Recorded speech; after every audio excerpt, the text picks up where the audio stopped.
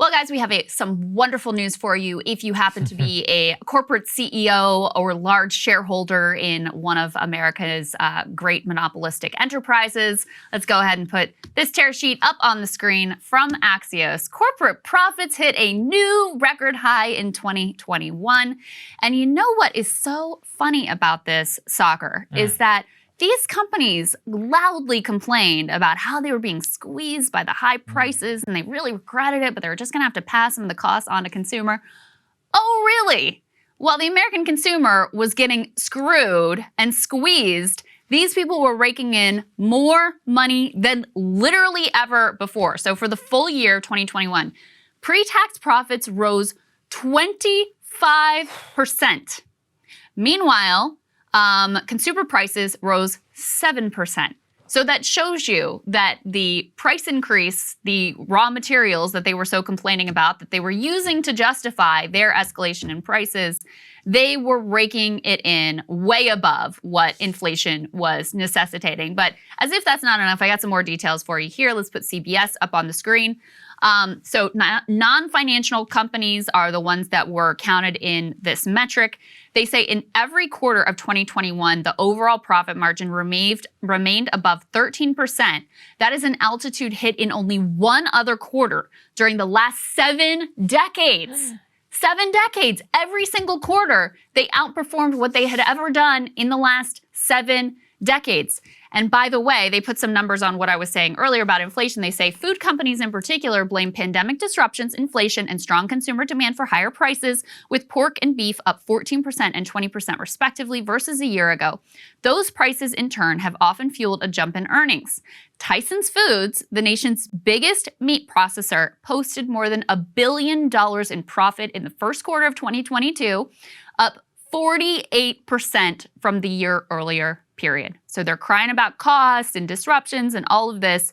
Meanwhile, posted more than $1 billion in profit, up 48% from last year. I think what's crazy is when they just put the sheer percentage there, Krystal. I can't help but just reiterate it, which is that pre-tax profits are up 25%, outpacing 7% rise in consumer price. So that means there's 18% to be made up here of what the actual profit is being reaped. And let's put this up there on the screen in terms of how exactly CEOs are then compensating. Oh, heading for a record as the pandemic recedes. So all of the hallmarks of a scam are being run on the American people. We're being told that it's one thing, inflation. Nobody is downplaying the effect of inflation exactly on how it affects normal people's lives. The companies then are using it as an excuse in order to jack up the price as high as they possibly can in order to get away with it, and then they blame it all on inflation.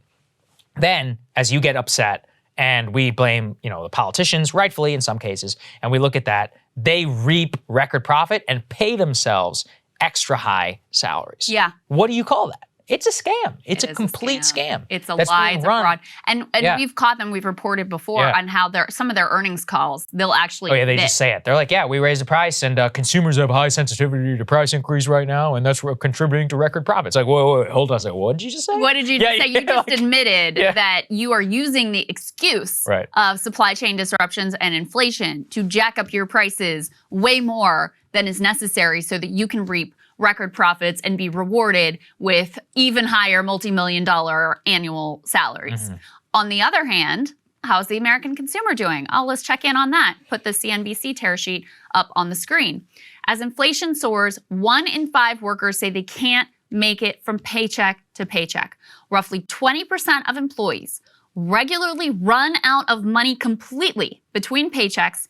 That is up from 15% last year, according to a survey of more than 3,000 working adults in February. As a result, about 1/4 of those polled said it is harder to afford necessary expenses, and 1/3 are unable to build savings, issues that are particularly problematic for low to moderate income workers. If you want to know why workers are thinking about joining unions, why they're going out on strike, why they're leaving their jobs, why they're engaging in other forms of protest, This says it all because they see what's happening. I mean, they see the way that money was just shot at the top end of the spectrum by the billions, the way that they are reaping profits that they have never seen before. And then they try to come to their workers and say, oh, we can't possibly give you a 50-cent raise or a $1 raise or give you a little bit more time off or make your scheduling more predictable. They're calling bullshit, and good on them because it's very clear what's going on here. Yeah, look, all we can do is just tell you with the truth. Look at the actual numbers, look at whatever they're asking for. That's what it's all about.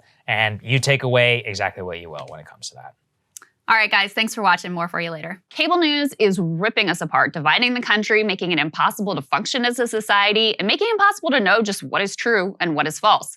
But the good news is they are failing and they know it.